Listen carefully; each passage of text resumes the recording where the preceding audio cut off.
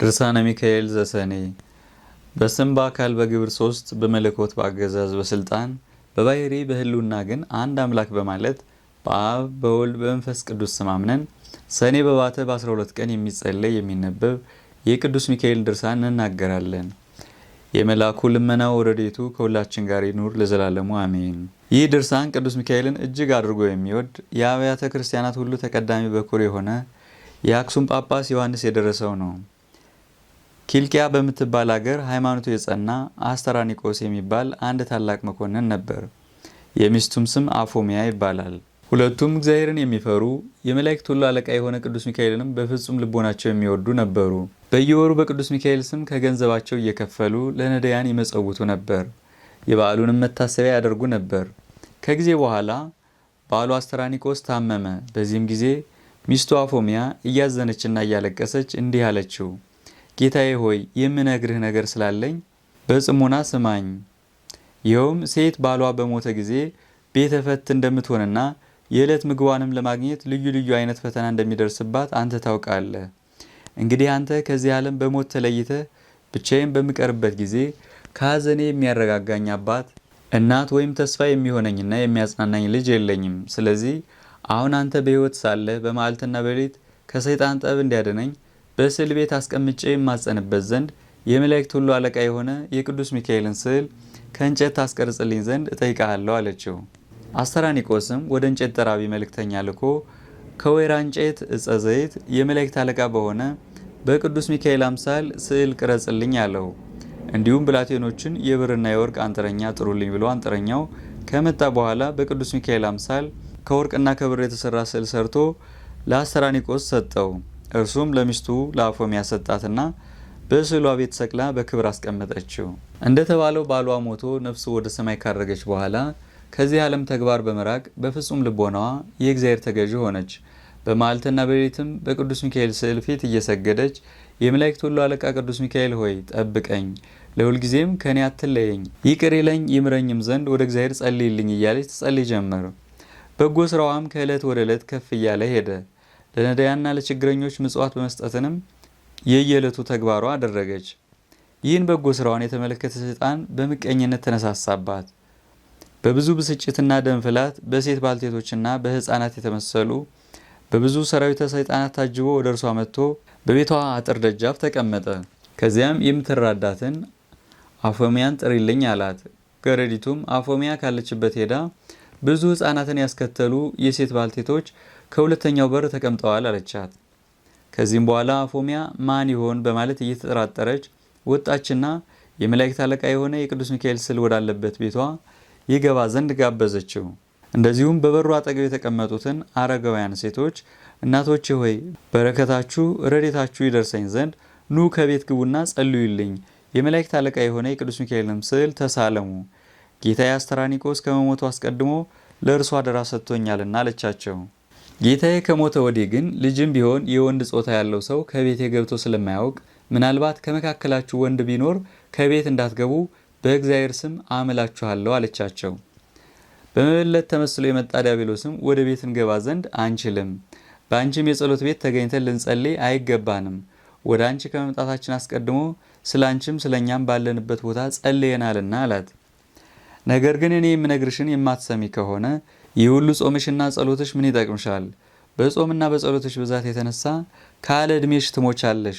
ለስንቱስ ችግረኛና ድሃ ነው ገንዘብሽን የምትበትኘው። ይህም አድራጎትሽ ከመሞትሽ በፊት ከድህነት ላይ ስለሚጥልሽ የሚቀርብሽ ስንኳ አታገኝም። እንዲሁም ደግሞ ባሌ ወይም ጌታዬ ከሞተ ወዲህ የወንድነት ጾታ ያለው ሰው ከቤቴ ገብቶ አያውቅም ትያለሽ። ነገር ግን መጽሐፍ እንደተናገረው ባል የሌላት ሴት ሁሉ በቤቷ ረድኤት በረከት የለም፣ በሕይወትም የመኖር ተስፋዋ የመነመነ ነው አላት። ዳግመኛም የምነግርሽን በጽሞና አዳምጪ። አስቀድሞ እግዚአብሔር ቅዱሳንን አዳምና ሔዋንን ወንድና ሴት አድርጎ ፈጠራቸው። ዛሬም ይህንን ልነግርሽ የመጣሁት የአንቺ ፍቅር አገብሮኝ አይደለምን? እህቴ ሆይ አንቺ ከዚህ ዓለም በሞት በተለየሽ ጊዜ የሚቀብርሽና ገንዘብሽን የሚወርስ እንዲሁም ስምሽን የሚያስጠራና መታሰቢያሽን የሚያደርግ ልጅ ሳይኖርሽ በዚህ አይነት እንዴት ለመኖር ትችያለሽ? እነሆ አኖሬዎስ የተባለ ሰው ጠላቶቹ መንግስቱን ሊገለብጡና ሊቀሙት በተነሱበት ጊዜ በዚያው ዘመን ሚስቱ ስለመሞቷ አውቃለሁ። ዛሬም እነሆ እርሱ ሚስት ሊያደርግሽ ይፈልጋል። አፎሚያ ሆይ እንደኔ ሐሳብ ቢሆን እርሱን ብታገቢ መልካም ነው። ምክንያቱም ብዙ የወርቅና የብር ጥሎች ጥሎ አንቺን እንዲያገባ ከእርሱም ጋር በመንግስቱ ሁሉ ንግሥት ሆነሽ እንድትኖሪ ወደ አንቺ ልኮኛልና አላት። አፎሚያም ለዲያብሎስ እንዲህ ስትል መለሰችለት፣ አባቴ ሆይ የጫንከው ቆብ መልካም ነበር፣ ነገር ግን አነጋገርህ መልካም ያይደለ እጅግ የከፋና የሚያስቆጣ ነው። አትጹሙ፣ አትጸልዩ፣ ለነዳያን ለምስኪናን ምጽዋት አትስጡ፣ አባት እናት ለሌላቸው ድሃ አደግ ልጆች እርዳታ አታድርጉ ብሎ የተናገረው የትኛው መጽሐፍ ነው? ሁለተኛስ ባል አግቢ እያልክ የምትመክረኝ ሴት ባሏ ከሞተ በኋላ ሌላ ባል እንድታገባ ወንድም ሚስቱ ከሞተች በኋላ ሌላ እንዲያገባ አንተ የሰራኸው ነው ወይስ ከመጽሐፍ ያገኘኸው? ከቶ በዚህ ሁሉ ነገርህ ልታስተኝ ትሞክራለህን? እኛስ ነቢዩ ዮናስ ታላቂቱ ሀገር ነነዌ እስከ 3 ቀን ትጠፋለች ሲል እግዚአብሔር አዟል ብሎ እንዳስተማራቸው ሰምተናል። የነነዌም ንጉሥ ይህን ሰምቶ ሕዝቡን ንስሐ እንዲገቡ፣ ጾም እንዲጾሙ፣ ጸሎት እንዲያደርጉ፣ ምህላ እንዲይዙ ባዘዘ ጊዜ ሕዝቡ እንደ ትእዛዙ ስለፈጸሙ እግዚአብሔር ሕዝቡን ይቅር አለ። ነነዌም ከጥፋት ዳነች። ሐዋርያው ጳውሎስም በየጊዜው ንስሐ ግቡ፣ ጹሙ፣ ጸልዩ እያለ አስተምሮናል። እንዲሁም ጌታችን አምላካችን ኢየሱስ ክርስቶስ አንድ ባለጸጋ መጥቶ መምህር ሆይ ምን ሰርቼ መንግሥተ ሰማያትን ልወርስ እችላለሁ ብሎ ቢጠይቀው ሄደህ ያለህን ሀብት ሽጥና ለድሃ ስጥ፣ ይህንንም ካደረክ በኋላ መጥተህ ተከተለኝ እንዳለው በቅዱስ ወንጌል ተናግረዋል። ታዲያ እንዴት አንተ ሌላ ባል አግቢ ብለህ ትመክረኛለህ? እኔ ግን የማውቀውን ልንገርህ። ርግብ ባሏ ከሞተ በኋላ ከሌሎች አዕዋፍ ጋር አትገናኝም፣ በጥፍሯም ምላሷን ትሰነጥቃለች። ሌላ ወፍስ እንኳ ሊቀርባት ቢፈልግ በታላቅ ጩኸት ጓደኞቿን ጠርታ ሁሉም ተራርተው ይገድሉት የለምን? ስለምን አንተ 2 ባል አግቢ ትለኛለህ? ይህ ሥራ የአረማውያን እንጂ የክርስቲያኖች ሕግ አይደለም። አንተ ርኩስ፣ ጠላቶቹ መንግስቱን ለመቀማት ሀገሩን ለመውረር እርሱንም ሊገድሉት የተነሱበትን አኖሬዎስን ይህን አይነት እንደማይሰራ እኔ አስቀድሜ ያውቀዋለሁ። አሁንም የመላእክት ሁሉ አለቃ የሆነ የቅዱስ ሚካኤልን ስዕል ትሳለም ዘንድ አመጣልሃለሁ ብላ ወደ ስዕል ቤት ፈጥና ገባችና የሚካኤልን ስዕል አሳየችው። ያም ሰይጣን የቅዱስ ሚካኤልን ስዕል ባየ ጊዜ እንደ አሞራ ክንፍ አውጥቶ ከሰራዊቱ ጋር በረረ። ነገር ግን መለስ ብሎ አፎሚያ ሆይ አስተሽ ዘንድ መጥቼ ነበር፣ አንቺ ግን ድል ነሳሽኝ፣ ከወጥመዴም አመለጥሽ። ቢሆንም በቤትሽ ውስጥ ባለው በወርቅና በብር የተለበጠ በቅዱስ ሚካኤል የእንጨት ስዕል አትመኪ። በዓሉ የሚከበርበት እስከ ሰኔ 12 ቀን ድረስ አንዳች ነገር በላይሽ ላይ የማመጣ መሆኔን እንድታውቂው ሲል አስፈራራት። በዚያን ጊዜ በእግዚአብሔር ዙፋን ፊት ለመስገድና እንዲሁም ለሰው ልጅና ስለ ወንዞች ውሃ ይቅርታን ይለምን ዘንድ ስለሚሄድ ወደ አንቺ ሊመጣ አይችልም። በዚህን ጊዜ በቤትሽ ውስጥ ያለውን ስዕል ከገጸ ምድር አጠፋዋለሁ፣ እስኪ ሚካኤል የሚያደርገኝና ያለው አላት። አፎሚያም ተመልሰህ ብትመጣም የመላእክት አለቃ በሆነ በቅዱስ ሚካኤል የጸሎት ኃይል አፍረት እመለሳለህ ብላ በጌታችን በኢየሱስ ክርስቶስ ትምህርተ መስቀል አምሳል በአራቱ ማዕዘን አማተበችበት። በዚህን ጊዜ ዲያብሎስ ሀፍረቱን ተከናንቦ ሄደ። እርሷም ጾም በመጾም ምጽዋት በመመጽወት ጸሎት በመጸለይ በጎ ስራዋን እያስፋፋች ሄደች። ከዚህም በኋላ ያ ሰይጣን የዓመቱ 10ኛ ወር በሆነ በሰኔ 12 ቀን የቅዱስ ሚካኤል በዓሉ በሚከበርበት ዕለት በመላእክት አምሳል አስኬማ አድርጎ በእጁ ትምህርተ መስቀል የሌለበት የወርቅ ዘንግ ይዞ በሌሊት ወደ እርሷ መጣ። ከዚያም ወደ ቤት ገብቶ አፎሚያ ሆይ ሰላም ላንቺ ይሁን፣ እንዴት አለሽ? ዕጣንሽ፣ ጸሎትሽ፣ በጠቅላላውም በጎ ምግባርሽ ሁሉ ወደ ሰማይ አድርጎ ከእግዚአብሔር ዙፋን ፊት ቀርቧል። ፈጣሪሽም ከመላእክቶቹ ሁሉ ጋር በጣም ተደስቷል። በዚህም የተነሳ ስለ በጎ ስራሽ ባለ ዘመንሽ ሁሉ ጠብቅሽ ዘንድ ወደ አንቺ ልኮኛል አላት። አፎሚያም አንተ ማነህ? ስምህስ ማን ይባላል? አለችው። እርሱም እኔ የመላእክት ሁሉ አለቃ የሆነ ቅዱስ ሚካኤል ነኝ። ባለፈው ጊዜ ቅዱስ ሚካኤል በዓሉ በሚከበርበት ዕለት በሰኔ 12 ቀን ለሰውና ለእንስሳት ሁሉ በእግዚአብሔር ዘንድ ምሕረትን ለመለመን ስለሚሄድ ወደ አንቺ አይመጣም ሲል ዲያብሎስ ሲናገርሽ ሰምቼ ነበርና ስለዚህ እንዳይፈታተንሽና እንዳይበረታታብሽ ስለ አንቺ ከሰማይ ወረድኩ። አሁንም ለእኔ ልትሰግጂ ይገባሻል። ሰማያውያን መላእክት ወገኖችን በሰማይ ትቼ አንቺን ለማዳን ወደ አንቺ መጥቻለሁና አላት። አፎሚያም አንተ ሚካኤል ከሆንክ ከቤቴ ውስጥ እንዳለው እንደ ሚካኤል ስዕል በዘንግ ጫፍ ላይ ትምህርተ መስቀል ለምን የለበትም? አለችው። ዲያብሎስም እንደዚህስ አይደለም፣ በቤት ውስጥ ያለ ስዕል በሚያመሰግኑበት ጊዜ ምልክት እንዲሆን ይደረጋል፣ በእኛ በመላእክት ዘንድ ግን ይህ አይነቱ ምልክት የለም አላት።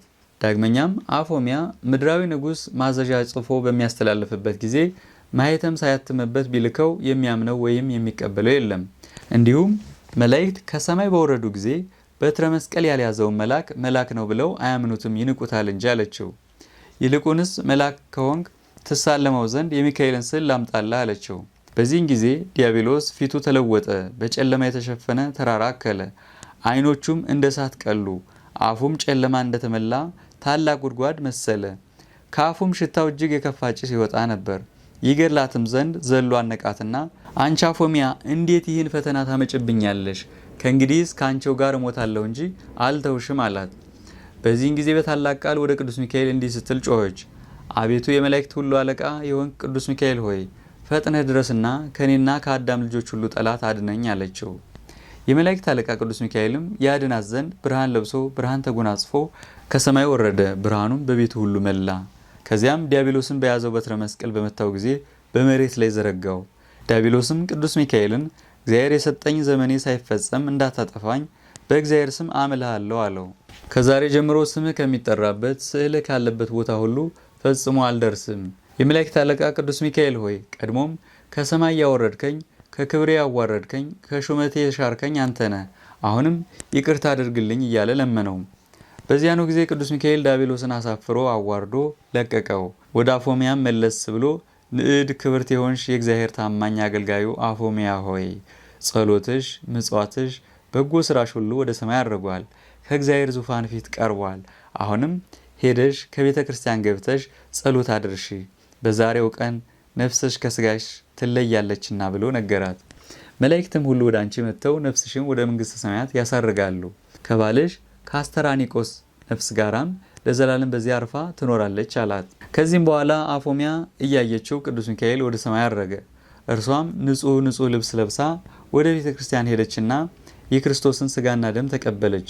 ከዚያም ከጳጳሱ ዘንድ ቀረበችና አባቴ ሆይ በዛሬው ቀን ወደ ቤቴ መጥተህ ቤቴን ባርክልኝ፣ ቀሳውስትና ዲያቆናትንም መዘምራኑንም አስከትለህናና ስለ እኔ ጸልይልኝ አለችው። ብላቴኖቿንም ያለኝን ገንዘብ ሁሉ አቀርቡልኝና ነዳያንና በመንገድ ያገኛችሁትንም ሁሉ ጥሩልኝ አለቻቸው። እነርሱም ጳጳሱና ቀሳውስቱ ዲያቆናቱም ሌሎች የቤተ ክርስቲያን አገልጋዮችም ሁሉ መጥተው በቤቷ ከተሰበሰቡ በኋላ ያላትን ገንዘብ በጳጳሱ እጅ ለነዳያን መጾታ በሰላም ወደ ቤታቸው ይገቡ ዘንድ አሰናበተቻቸው። ጳጳሱንና ካህናቱን ወደ አዳራሽ አስገብታቸው ጳጳሱን በወርቅ ወንበር አስቀመጠችው። ካህናቱንም በጳጳሱ ግራና ቀኝ በብር ወንበር አስቀመጠቻቸው። ለጳጳሱም ስለ ክብሩ ከእግሩ በታች የአበባ ምንጣፍ አስነጥፈውለት ነበር። ከዚህም በኋላ በመካከላቸው ቆመችና እጇን ወደ ሰማይ በመዘርጋት መምህራን እንዳስተማሯት በሀገሯ ቋንቋ ወደ እግዚአብሔር ትጸልይ ጀመር። ጳጳሱንም አባቴ ሆይ የንስሐ ጸሎት ስጠኝ ብላ ልብሷን በመሬት ላይ አነጠፈችና ተንበረከከች። ከዚያም ጳጳሱን ገንዘቤ ሁሉ በአንተ አማካኝነት ለእኔና ለባሌ ለአስተራኒቆስ ለስማችን መታሰቢያ ይሆን ዘንድ ለነዳያን መጽውትልኝ አለችው። በዚህን ጊዜ እንግዲህ የሚካኤልን ስዕል አምጣልኝ አለችና ካመጣላት በኋላ ተሳለመችና በፊቷ ላይ እንዳስቀመጠችው ያ ስዕል ከፊቷ ላይ ተነስቶ እንዳሞራ በሮ የመላእክት ሁሉ አለቃ የሆነ በቅዱስ ሚካኤል ቤተ ክርስቲያን ገብቶ በቤተ መቅደሱ መካከል ያለ መስቀያ ተሰቀለ። ከዚህ በኋላ ይህ ስዕል ለምልሞ መልካም ፍሬ አፍርቶ ስለተገኘ በዚህ ሀገር ታላቅ ደስታ ሆነ። በሀገሩም ያሉ ድውያን፣ ህሙማን፣ እርኩሳን አጋንንት ያደረባቸው ቅጠሉን ቆርጠው በውሃ በታጠቡበት ጊዜ ከደዌያቸው ይፈውሳቸው ነበር። ይህም እስካሁን ድረስ ይደረጋል። በዚያም ሀገር የመላእክት አለቃ በሆነ በቅዱስ ሚካኤል ስም ብዙ ታላላቅ ታምራት ተደርገዋል። እንደዚሁ የመላእክት አለቃ የሆነ የቅዱስ ሚካኤል በረከት ንዕድ ክብርት የሆነች የአፎሚያ ጸሎት ከሁላችን ጋር ይሁን ለዘላለሙ አሜን። ከጽንፍ እስከ ጽንፍ የሚበር ንስር አርያም የሚባል ጣዕመ ዜማው እንደ ማር የጣፈጠ ንዑድ ክቡር የሆነ ቅዱስ ሚካኤል ያደርገው ተአምር ይህ ነው። የጸሎቱ ኃይል ከሲኦል ረግረግ ያውጣን፣ በዚህም በሚመጣውም ዓለም ከክፉ ነገር ሁሉ ይጠብቀን። እርጉም ከሆነ ከተኩላ አፍ ያድነን፣ ተንኮለኛ ከሆነ ከሰይጣን ወጥመድ ይሰውረን ለዘላለሙ አሜን። ቆጵሮስ በምትባል ደሴት እግዚአብሔርን የሚፈራ የመላእክት አለቃ በሆነ በቅዱስ ሚካኤል ጸሎት የሚተማመን አንድ ክርስቲያናዊ ሰው ነበረ። ከዕለታት አንድ ቀን ክቡር በሆነ በቅዱስ ሚካኤል ስም ቤተ ክርስቲያን መስራት ይገባኛል ሲል በልቡ አሰበና ፈጽሞ የምታምር ቤተ ክርስቲያን ሰራ። ሰርቶም ከጨረሰ በኋላ በልዩ ልዩ ጌጥ አስጌጣት። ከዚህ በኋላ በቅዱስ ሚካኤል ስም የሰራትን ቤተ ክርስቲያን ይባርኩለትና ያከብሩለት ዘንድ ወደ ኤጲስቆጶስና ካህናቱ መልእክት ላከ። ለቤተ ክርስቲያኑ ማስመረቂያም ብዙ ድግስ ደግሶ ታላቅ በዓል አደረገ።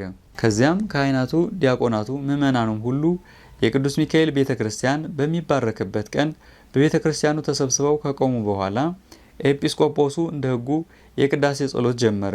በዚያች ሀገር ጋኔን ያደረበት አንድ አይሁዳዊ ሰው ነበረና እርሱም መላ አካላቱ ለምጽ ወጥቶበት የሚጨነቅ ጥርሱን እያፋጨ የሚሰቃይ በጽኑ ደዌ የተያዘ ነበረ። ከደዌው ጽናት የተነሳ ሰውነቱ ሁሉ እንደ ድንጋይ ደርቆ ነበር። የመላእክት አለቃ የቅዱስ ሚካኤል ቤተ ክርስቲያን የሚባረክበትና የሚቀደስበት ቀን እንደደረሰ በሰማ ጊዜ ከመኝታው ተነስቶ ልብሱን ለውጦ የክርስቲያን ልብስ በመልበስ ፍጹም ክርስቲያን መስሎ ከቤተ ክርስቲያን ገብቶ ከሕዝቡ ጋር ቆመ።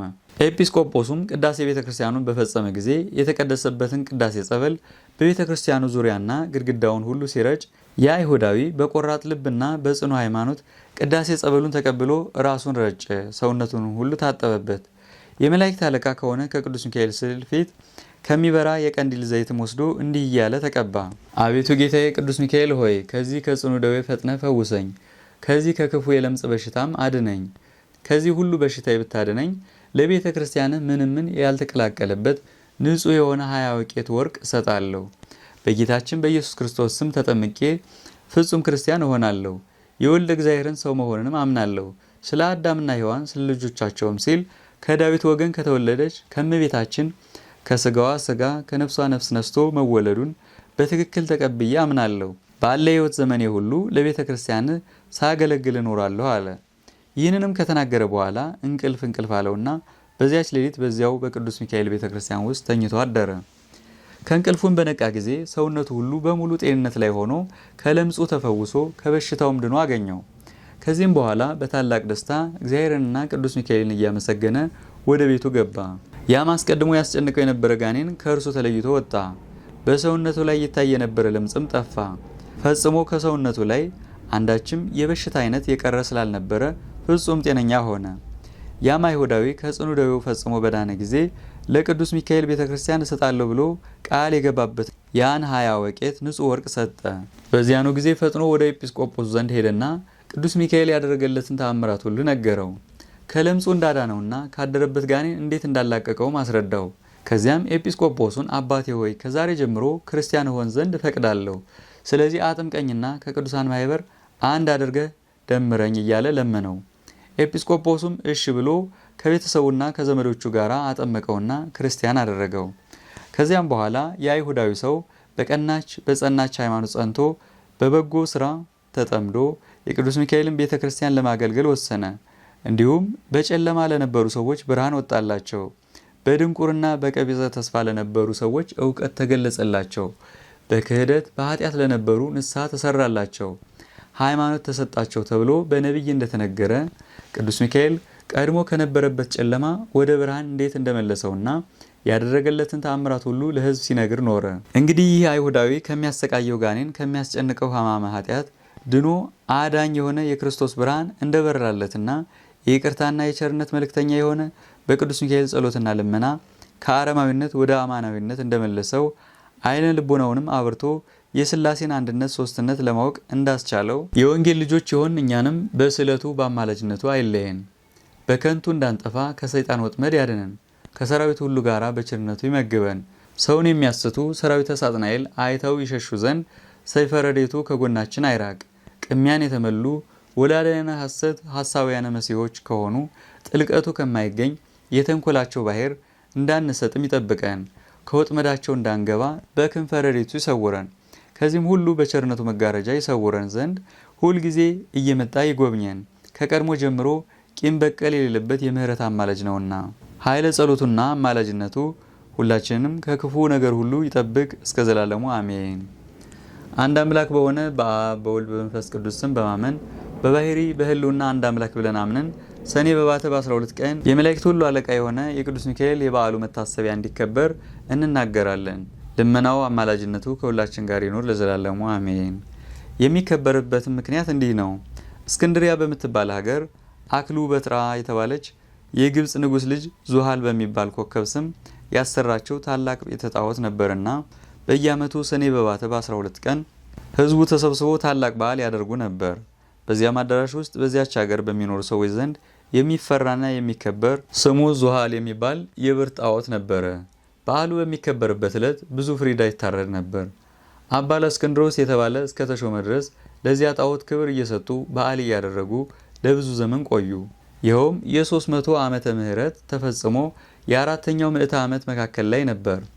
አባ ለእስክንድሮስ በእስክንድርያ ሀገር ሊቀ ጵጵስና በተሾመ ጊዜ ያን ጣዖት ይሰብረው ዘንድ ወዶ ሳለ በሀገሪቱ ያሉ አንዳንድ ወግ አጥባቂዎችና አዳህሪያን ከለከሉት። ነገር ግን ቆስጠንጢኖስ ጻድቅ በነገሰ ጊዜ የክርስትና ሃይማኖት ስለተስፋፋች አባ ለእስክንድሮስ ዳግመኛ ይህን ጣዖት ሊሰብር ተነሳሳ። አሁንም እነዚያው ሰዎች የዚህን የጣዖት በዓል ስናከብር የብዙ ጊዜ ልምድ አለንና አትስበረው ሲሉ ከለከሉት። እነሆ ይህ ጣዖት እያለ ከአንተ በፊት 18 ሊቃነ ጳጳሳት ነበሩ፣ ነገር ግን ልምዳችንን ሳይለውጡ በእርሱም ላይ አንዳችም ተቃውሞ ሳያደርጉ አልፈዋል አሉት።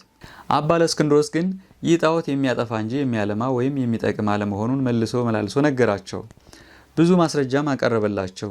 እርሱን የሚያከብር ሁሉ ሰይጣናትን እንደሚያመልክ ሆኖ መቆጠሩን ገለጸላቸው። ዳግመኛም አባ ለእስክንድሮስ እንዲህ አላቸው፣ ምክሬን ብትሰሙ ሐሳቤን ብትቀበሉ ይህንን በዓል ቀድሞ እንደነበረ አድርጌ እሰራላችኋለሁ። ይህን ጣዖት ሰብረን ምኩራቡን ባርከን ቀድሰን ቤተ ክርስቲያን ሰርተን ክቡር በሆነ በቅዱስ ሚካኤል ስም ሰይመን ታላቅ በዓል እናደርግለታለን። መስዋዕቱም ለልዑል እግዚአብሔር ይሆናል። የሚታረዱትን በጎች፣ ሰንጋዎች ለችግረኞች፣ ለጦም አዳሪዎች እና ለአንካሶች መሰጠት አለባቸው። ስለዚህም ክብር ምስጋና ይግባውና ከጌታችን ከኢየሱስ ክርስቶስ ዘንድ ክቡር የሆነ ቅዱስ ሚካኤል ክብር ያሰጣችኋል አላቸው። እነርሱም ይህ በጎ ምክር ደስ ስላሰኛቸው ትእዛዙንም በመቀበል የመላእክት አለቃ በሆነ በቅዱስ ሚካኤል ስም ቤተ ክርስቲያን ሰሩ። ያችን ቤተ ክርስቲያን በእስክንድርያ ሀገር የታወቀችና ታላቅ ስመጥር ገዳም ሆነች። በግብፅ ሀገር እስላሞች እስከነገሱ ድረስ ብዙ ዘመን ኖረች። ከነገሱ በኋላ ግን ያችን ቤተ ክርስቲያን አፈረሷት። ይህም በዓል ከተሰራ ጀምሮ እስከ ፈረሰችበት ቀን ድረስ ልዑል ክቡር የሆነ የቅዱስ ሚካኤል በዓል የሀገሩ ሰዎች ሁሉ እየተሰበሰቡ ያከብሩት ነበር። ከእነርሱ መካከል እግዚአብሔርን እጅግ አድርጎ የሚፈራ ወር በገባ በየ12ቱ ቀን የቅዱስ ሚካኤልን ዝክሩን የሚዘክርና ይልቁንም በኅዳር 12 እና በሰኔ 12 ቀን በታላቅ ክብር የሚያከብር አንድ ሰው ነበር።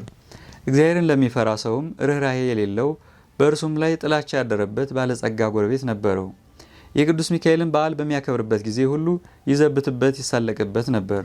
ይህ እግዚአብሔርን የሚፈራ ሰው በዚህ አይነት በጎ ስራ ብዙ ጊዜ ከኖረ በኋላ ከዚህ ዓለም ድካም ያርፍ ዘንድ የሞቱ ጊዜ ቀረበ። ሚስቱንም ጠርቶ በጎ ስራ ከመስራት ለድሃ ከመመጽወት ቸል አትበይ፣ የቅዱስ ሚካኤልን በዓል በየወሩ ከማክበር አትወዘኝ፣ ይልቁንም በኅዳር 12 ቀን ከፍ ባለ ስነ ስርዓት እንድታከብሪ አደራልሻለሁ አላት። በሚሞትበትም ጊዜ ሚስቱ ጸንሳ ነበር። ይህም ሰው በሰላም አረፈና ፍጹም መንግስተ ሰማያትን ወረሰ። ከዚህም በኋላ ሚስቱ የመውለጃዋ ጊዜ ተቃርቦ ነበርና ምጥ ይዟት በታላቅ ጭንቅ ላይ እንዳለች አንተ የእግዚአብሔር መልአክ ሆይ በእኔ ላይ ይቅርታን አውርድ፣ ከዚህ ከደረሰብኝም ጭንቅ ይገላግለኝ ዘንድ ስለ እኔ እግዚአብሔርን ለምንልኝ፣ አንተ ከእግዚአብሔር ዘንድ ታላቅ ባለሟልነት ተሰጥቶሃልና እያለች ለመነች። ይህንንም በምትልበት ጊዜ ያለችበት ቤት በብርሃን ተመላ። ከጭንቋም ዳነችና መልኩ በጣም ያማረ ልጅ ወለደች። የእግዚአብሔር መልእክተኛ ቅዱስ ሚካኤልም ከሰማይ ወርዶ ያን ሕፃን ባረከውና ቸርነት ርኅራኄ የሌለውን የዚህን ባለጸጋ ገንዘብና ሀብት እርሻውንም ሁሉ ይህ ሕፃን እንዲወርስ እግዚአብሔር አዟል አለ። ያን ጊዜ ያ ባለጸጋ በሴትዮዋ ቤት መስኮት አጠገብ ሆኖ ሁኔታውን ሁሉ ይመለከት ነበርና ይህን ነገር በሰማ ጊዜ ልቡ በታላቅ ሐዘን ተነካ። ሕፃኑንም የሚገድልበትን ምክንያት ይፈልግ ጀመር። ነገር ግን እግዚአብሔር በቅዱስ ሚካኤል ጸሎት ብላቴናውን ከክፉ ነገር ሁሉ ይጠብቀው ነበር። ብላቴናውም 10 ዓመት በሆነው ጊዜ እናቱ በጣም ችግር ጸናባት። በዚህን ጊዜ እምነት የጎደለው ያ ባለጸጋ አንቺ ችግረኛ ስለሆንሽ ይላከኝ ያገለግለኝ ዘንድ ልጅሽን ስጭኝና ምግቡንና ልብሱን ምንም ሳላጎድል ተንከባክቤ አኖረዋለሁ፣ ለአንቺም 20 ወቄት ወርቅ እሰጥሻለሁ አላት። ይህንን ባላት ጊዜ ስለ ችግሯ በጣም በመደሰት ልጇን ሰጠችውና 20ውን ወቄት ወርቅ ተቀበለች። ብላቴናውንም በወሰደ ጊዜ እንግዲህ ሐሳቤ ሁሉ ዛሬ ተፈጸመልኝ እያለ በጣም ደስታ ተሰማው። ከዚህ በኋላ በልጁ ቁመት ልክ ሳጥን አሰርቶ ሕፃኑን በሳጥኑ ውስጥ አግብቶ ከቶ በላዩ ላይ ቆለፈበትና ሳጥኑን ወስዶ ከባህር ጨመረው። እንዲሁም የሳጥኑን ቁልፍ መክፈቻ አብሮ ወረወረው። ነገር ግን በእግዚአብሔር ፈቃድ ያ ሳጥን ሳይሰጥም በባህሩ ላይ እየተንሳፈፈ ከዚያች ሀገር ርቃ ወደምትገኝ የባህር ወደብ ደረሰ። በባህሩ አካባቢ በጎቹን አሰማርቶ የሚጠብቅ አንድ ሰው ነበርና ያን ሳጥን ባየው ጊዜ ከባህሩ አወጣና ወደ ቤቱ ወሰደው። ቤቱን በደረሰ ጊዜ ይህን ሳጥን በምን ከፍተዋለሁ እያለ ሲያወጣ ሲያወርድ ተመልሶ ወደ ባህሩ ይሄድ ዘንድ እግዚአብሔር አሳሰበው። በሄደም ጊዜ አንድ አሳ የሚያጠምድ ሰው አገኘ። ያ በግ ጠባቂ አሳ አጥማጁን በእኔ ስም መረብህን ወደ ባህር ጣልና የተሰገረው አሳ ለእኔ ይሆናል፣ ዋጋውን ግን እከፍልሃለሁ አለው። አሳ አስጋሪውም እንደተነጋገሩት መረቡን ከባህር ቢጥል ታላቅ አሳ ተያዘና ለሰውየው ሰጥቶት ዋጋውን ተቀበለ። እርሱም ያን አሳ ከቤተሰቦቹ ጋር ጠብሶ ይበላ ዘንድ በችኮላ ወደ ቤቱ ሄደና የአሳውን ሆድ ቢሰነጥቀው የዚያን የሳጥን ቁልፍ መክፈቻ አገኘ። በዚያን ጊዜ ይህ መክፈቻ የዚህ ሳጥን ቁልፍ መክፈቻ መሆን አለበት ሲል አሰበና ቁልፉን ለመክፈት ቢሞክር ወለል ብሎ ተከፈተ። በዚህም እየተደነቀ ሳለ ሳጥኑን ቢከፍተው ያ ባለጸጋ ሊገድለው ያሰበውን ሕፃን በሳጥኑ ውስጥ አገኘው። ባየውም ጊዜ እጅግ ተደስቶ በባሕር ውስጥ ስላገኘው ስሙን ባህራን ብሎ ሰየመውና እንደ ልጁ አድርጎ ይንከባከቡ ዘንድ ወሰነ። ከባሕራን ሀገር የበግ ጠባቂው ሀገር የ10 ቀን ጎዳና የሚያስኬድ ርቀት ነበረው። ከብዙ ዓመታት በኋላ ያ ባለጸጋ ሰው ለንግድ ከሀገሩ ወጣ። በጉዞም ላይ ሳለ ፀሐይ ስትገባ ከዚያ የበግ ጠባቂው ዘንድ ደረሰ። በግ ጠባቂውንም ወንድሜ ሆይ በአንተ ዘንድ የማድርበት ቢኖር ታሳድረኝ ዘንድ እለምንሃለሁ፣ ኪራዩንም እከፍላለሁ ብሎ ጠየቀውና ያ በግ ጠባቂ ወደ ቤቱ አስገባው። ባለጸጋውም ገብቶ ጥቂት ካረፈ በኋላ በግ ጠባቂው ያን ብላቴና ባህራን ብሎ ሲጠራ በሰማ ጊዜ ልጅህ ነውን ብሎ ጠየቀው። በግ ጠባቂውም አዎን፣ ይህ አሁን ጎልማሳ ሆኖ የምታየው ወጣት ገና ሕፃን ሆኖ ሳለ በሳጥን ተከቶ ከባሕር ውስጥ ተጥሎ አግኝቸው ወስጄ አሳድጌዋለሁና ልጄ ነው አለው። ባለጸጋውም ይህንን ነገር በሰማ ጊዜ ፈጽሞ ደነገጠ። ይገድለውም ዘንድ ፈልጎ በባሕር ውስጥ የጣለው ሕፃን መሆኑንም አወቀ። በመነጋውም መንገዱን ለመሄድ ሲዘጋጅ ልዩ ልዩ ምክንያት በመፍጠር በግ ጠባቂውን ወንድሜ ሆይ አንድ የማስቸግር ጉዳይ አለኝ፣ ይኸውም በቤት የረሳሁት ነገር ስላለ እገሊት ወደምትባል ሀገር ሄዶ መልእክት ያደርስልኝ ዘንድ ይህን ብላቴና እንድትሰጠኝ ነው። የድካሙንም ዋጋ 20 ወቄት ወርቅ እከፍልሃለሁ አለው። ያን በግ ጠባቂ ስለ ወርቅ ስጦታ ደስ በመሰኘት ያን ጎልማሳ ጠርቶ ልጄ ባህራን ሆይ ይህ ክቡር ሰው ለስራ ጉዳይ ወደ ቤቱ ሊልክህ ይፈልጋልና መልእክቱን አድርስለት፣ እግዚአብሔር በሰላም ያግባ ሲል ጠየቀው። ልጁም እሺ መልካም ነው አባቴ ሆይ ያዘዝከኝን ሁሉ ለመፈጸም ዝግጁ ነኝ አለው። ከዚህም በኋላ ያ ባለጸጋ ይህችን የመልእክት ደብዳቤ ይዞ ወደ አንተ የመጣውን ስሙ ባህራን የተባለውን መልእክቷ በደረሰች ጊዜ ፈጥነህ ግደለው፣ ገድለህም ሬሳውን ከጉድጓድ ጣለው። እኔ በሰላም ተመልሼ እስክመጣ ድረስ ማንም ማን ይህ ምስጢር አይወቅ የሚል ጽሑፍ ለሹሙ ጽፎ አዘጋጀ። እንዲሁም በሹሙና በእርሱ መካከል የሚተዋወቁበትን ማኅተም በደብዳቤው ላይ አትሞ ለባህራን ሰጠው። ለመንገዱም የሚሆነው ስንቅ ሰጥቶ ላከው። እርሱም መልእክቱን ለማድረስ በሚጓዝበት ጊዜ ከቦታው ለመድረስ የአንዲት ቀን መንገድ ሲቀረው እነሆ ክቡር የሚሆን የመላእክት አለቃ ቅዱስ ሚካኤል በንጉሥ ጭፍራ አምሳል በፈረስ ተቀምጦ ወደ እርሱ ደረሰና ወዴት እንደሚሄድ ጠየቀው። ባህራንም ከአንድ ባለጸጋ ሰው የተጻፈ ደብዳቤ ይዤ እርሱን ለማድረስ እገሊት ወደምትባል ሀገር ሄዳለሁ አለው። ንዑድ ክቡር የሆነ ቅዱስ ሚካኤልም እስኪ የመልእክቱን ደብዳቤ ያሳየኝ ባለው ጊዜ ከግርማው የተነሳ ፈርቶ ሰጠው። መልአኩም ደብዳቤው ላይ የተጻፈውን መልእክተ ሞት ደምስሶ ከኔ ከባለጸጋ አካሌ የተጻፈ ይልና ይህን መልእክት ይዞ ለመጣ ሰው እገሊት የምትባለውን ልጄን አጋቡት፣ በዱር የተሰማራውን ከብቴን፣ በቤት ያለውን ሀብቴን፣ በጠቅላላው የሚንቀሳቀስና የማይንቀሳቀስ ንብረቴን በሙሉ አውርሻዋለሁና እኔ እስክመጣ ድረስ አትጠብቁ፣ በሄድኩበት ሀገር የምቆይበት ጉዳይ አለኝና በቤቴና በንብረቴ ላይ ሙሉ ስልጣን ሰጥቼዋለሁና የወደደውን ያደርግ ዘንድ አትከልክሉት። ስለዚህም በእኔና በአንተ መካከል የምንተዋወቅበትን ምልክት አድርጌበታለሁ የሚል ጽሑፍ ጽፎ ሰጠውና እንግዲህ ወደ ባለጸጋው ቤት ሄድና ይህን መልእክት አደርስ፣ ነገሩ እንዳይገለጽብህ ከእኔ ጋር መገናኘታችንና የመልእክቱን ጽሑፍ እንደለወጥኩልህ ለማንም አትንገር ሲል አስጠነቀቀው። ባህራንም እሺ ጌታዬ እንዳዘዝከኝ አደርጋለሁ ብሎ ጉዞውን ቀጠልና የዚያን የባለጸጋ ቤት እየጠየቀ ከደረሰበት ደብዳቤውን ለሹሙ ሰጠው። ያም ሹም ደብዳቤውን ተቀብሎ ሲያነብ የታተመበት ማኅተም እውነተኛ መሆኑን ካረጋገጠ በኋላ እግዚአብሔር እንዳዘዘው በቤተ ክርስቲያን ደንብ የባለጸጋውን ልጅ በተክሊል አጋባው። የሰርጉንም በዓል እስከ 40 ቀን ድረስ በታላቅ ደስታ ከበሩ። ከሰርጉም በዓል ፍጻሜ በኋላ ያ ባለጸጋ ሰው ከሄደበት ሀገር ወደ ሀገሩ ተመልሶ ገባና በቤቱ አካባቢ ሲደርስ የደስታና የዘፈን ድምፅ ምንድነው ሲል ጠየቀ። ሰዎቹም ባህራን የተባለ ጎበዝ ከአንተ ዘንድ ልጅ እንዳሩለት የሚል ትእዛዝ አምጥቶ ልጅህን አግብቶ በሰርጉ ምክንያት ይዘፍናሉ፣ ይደሰታሉ። እነሆ እየበሉና እየጠጡ በቀንና በሌሊት እየዘፈኑ ሲደሰቱ 40 ቀን ሆኗቸዋል። በመልእክትህም እንዳዘዝከው ገንዘብህን የወንድና የሴት ባሮችን በጠቅላላው የሚንቀሳቀስና የማይንቀሳቀስ ንብረትን ሁሉ በሙሉ አስረክቦታል አሉት። ያም ባለጸጋ ይህን ቃል በሰማ ጊዜ ከድንጋጤ የተነሳ በታላቅ ቃል በመጮህ ከመሬት ላይ ተከስክሶ ሞተና ነፍሱን አጋንንት ተረክበው ወደ ሲኦል አወረዷት። ከዚህም በኋላ ባህራን የተባለ ያጎልማሳ ንዑድ ክቡር የሆነ የቅዱስ ሚካኤል በዓል በየወሩ እያከበረ ዝክሩን እየዘከረ ይኖር ጀመር። በዚያን ጊዜ በጉዞ ላይ ሳለ ተገልጾለት የሞቱን መልእክት ወደ ሕይወት የለወጠለት ቅዱስ ሚካኤል እንደሆነም አወቀ፣ ተረዳ። ስለዚህም ንዑድ ክቡር በሆነ በቅዱስ ሚካኤል ስም ያማረች የተዋበች ቤተክርስቲያን ሰራ። ስዕሉንም አሰርቶ በውስጧ ካስቀመጠ በኋላ ሕሙማንና ድውያንን በመፈወስ በስዕሉ ልዩ ልዩ ታምራት ተደረጉ። ባሕራንም በዚች ቤተክርስቲያን ላይ ማዕረገ ቅስናን ተሾሞ እስከ ዕለተ ሞቱ ድረስ የመላእክት አለቃ ቅዱስ ሚካኤልን ሲያገለግል ኖረ። እርሱ አባቱና እናቱ ልጆቹና ቤተሰቦቹ ሁሉ ስለ እርሱ በቅዱስ ሚካኤል ጸሎትና ልመና የዘላለም ሕይወት ያለበት ፍጹም መንግሥተ ሰማያትን ወረሱ። በዚያች እግዚአብሔር ወልድ ከሙታን ተለይቶ በተነሳባት ዕለት ቅዱስ ሚካኤል በእግዚአብሔር ዙፋን ፊት እየሰገደ እንዲህ እያለ ይማልዳል። አቤቱ ፈጣሪ ሆይ በምድር ላይ ስሜን የሚጠሩትን የመታሰቢያን ዝክር የሚዘክሩትን ትምርልኝ ዘንድ እኔ አገልጋይ መልእክተኛህ እለምናለሁ። ቸርነትህና ይቅርታህንም እሻለሁ። እውነት በሆነ መሐላ አንተ ይቅር ባይ ነህና። ክብር ምስጋና ይግባውና እግዚአብሔርም እንዲህ ሲል ይመልስለታል። የመላእክት አለቃ ሚካኤል ሆይ በሰማይ ያሉ መላእክት ይለምኑሃል። እነሆ እኔም እሳታውያን በሆኑ ክንፎችህ እየታቀፍ 3 ጊዜ ከሲኦል ነፍሳትን ታወጣ ዘንድ አዝሃለሁ። ሁሉን ለማድረግ እንድትችል ስልጣን ሰጥቻለሁና አለው።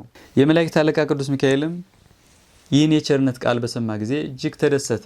እንዳዘዘውም በምድር ላይ መታሰቢያውን የሚያደርጉትን ነፍሳት 3 ጊዜ በክንፉ እየታቀፈ አውጥቶ ባሕረ እሳትን አሻገራቸው። የእሊህም ነፍሳት ቁጥራቸው እጅግ የበዛ ስለሆነ ከእግዚአብሔር በቀር ቁጥራቸውን የሚያውቀው የለም። ወንድሞቼ ሆይ እንግዲህ ንዑድ ክቡር የሆነ የቅዱስ ሚካኤል በዓል በሚቻለን መጠን ከማክበር አንቆጠብ። ክብር ምስጋና ይግባውና ጌታችን በቅዱስ ወንጌል እንደተናገረ ቀዝቃዛ ውሃ እንኳ ለተጠማ የሚያጠጣ ሁሉ ዋጋውን አያጣምና። አሁንም የእግዚአብሔርን ቸርነት እንለምን። የመላእክት አለቃ በሆነ በቅዱስ ሚካኤል አማላጅነት ከሰይጣን ወጥመድ እንዲያደነን ነቀጥቃጠ ሕማምንም ከኛ ያርቅልን ዘንድ የምድርንም ፍሬ ሁሉ እንዲያበዛልንና በጎ ስራ ለመስራት የሚያስችል ኃይል ይሰጠን ዘንድ እንዲሁም ኃጢአታችንን እንዲያስተሰርይልንና ከኛ ወገን የሞቱትን ነፍሳቸውን በበጎ እረፍት ያሳርፍ ዘንድ የወጡትን አባቶቻችንና ወንድሞቻችንን በሰላም ወደ ቤታቸው ይመልሳቸው ዘንድ በመካከላችንም ፍቅርን መስርቶ በጸናች በቀናች ሃይማኖት እስከ ዓለም ፍጻሜ ያጸናን ዘንድ ቅዱስ ፈቃዱ ይሁንልን። ንዑድ ክቡር የሆነ የመላእክት ሁሉ አለቃ ቅዱስ ሚካኤል ያደረገው ተአምር ሊቆጥሩት የማይቻል ብዙ ስለሆነ በእኛም ላይ ኃይለ ረድኤቱ አድሮብን ይኑር እስከ ዘላለሙ ድረስ አሜን። በአብ በወልድ በመንፈስ ቅዱስ ስም አምነን በባሕርይ በሕልውና አንድ አምላክ ብለን ክብር ምስጋና ይግባውና በዛሬው ዕለት እግዚአብሔር ቅዱስ ሚካኤልን በወገኖቹ በመላእክት ሁሉ ላይ ከክብሩና ከገናነቱ ጋር እንደሾሙ እንናገራለን። ንዑድ ክቡር የሆነ የመላእክት አለቃ የቅዱስ ሚካኤል ታምራቱ ብዙ ነውና ስለዚህ የቤተ ክርስቲያን ሊቃውንት የቅዱስ ሚካኤልን በዓል በየወሩ በ12 ቀን እናከብር ዘንድ አዘውናል። ጸሎቱና በረከቱ ከኛ ጋር ይኑር ለዘላለሙ አሜን። በቸርነቱ ላይ ለሰው ታዛዥ ለሆነውና በይቅር ባይነቱ ለታወቀው መልአክ ለቅዱስ ሚካኤል ሰላም እላለሁ። አስቀድሞ የእግዚአብሔር ወደ ሰማይ ማድረግ በዚህ መልአክ የመለኮት ድምፅ እንደሆነ ዳግመኛም በሚመጣበት ጊዜ እንዲሁ ይሆናል። ዳግመኛም በዛሬው ዕለት ንዕድ ክብርት የምትሆን አፎሚያ የዕረፍቷ ቀን እንደሆነ እንናገራለን። በበጎ ምግባሯ ቀንቶ በልዩ ልዩ ተንኮል ለማሳት በተነሳሳባት ጊዜ በዛሬው ቀን እንደቀጠራት ዲያብሎስን ድል ለነሳችው ቅድስት አፎሚያ ሰላምታ ይገባል። የቅዱስ ሚካኤልን ስዕል እየተሳለመች ከዚህ ዓለም ድካም የዘላለም ዕረፍት ወዳለበት በክብር አርፋለችና እግዚአብሔር በፍጹም ልመናዋ ሁላችንም ይቅር ይበለን እስከ ዘላለሙ አሜን። ዳግመኛም በዛሬው ዕለት ብጽዕትና ንጹሕ የሆነ ሰማያዊ ምስጢር የተገለጸለት ኢትዮጵያዊ ንጉሥ ላሊበላ ያረፈበት ቀን ነው። በዚህ ጻድቅ ንጉሥ ጸሎት እግዚአብሔር ይቅር ይበለን ለዘላለሙ አሜን። ከእንጨትና ከጭቃ አይደለ በፈለገው አይነት ድንጋዮች እንደ ጭቃ እየተሳቡለት በመንፈስ ቅዱስ ጥበብ ቤተ መቅደሶችን ላነጸ ለንጉሱ ለላሊበላ ሰላምታ ይገባል። ነጋሲነቱንና መስፈናውን ያጠይቅለት ዘንድ የነገስታትና የታላቅ ሰዎች ተድላ የሚሆን ይህ ማር በተወለደበት ዕለት በንብ ተከበበ። በደገኛው ጻድቅ ትንቢት የሊቀ ጵጵስናውን ሹመት ከእግዚአብሔር ላገኘ ለሊቀ ጳጳሱ ለቄርሎስ ሰላም እላለሁ። ከዚህ ዓለም ስህተት በራቀ በዚህ መምህር ጠለ ትምህርት ምዕመናን ለመለሙ፣ ደቂቀ ወንጌልም በረከቱ ይደርብን።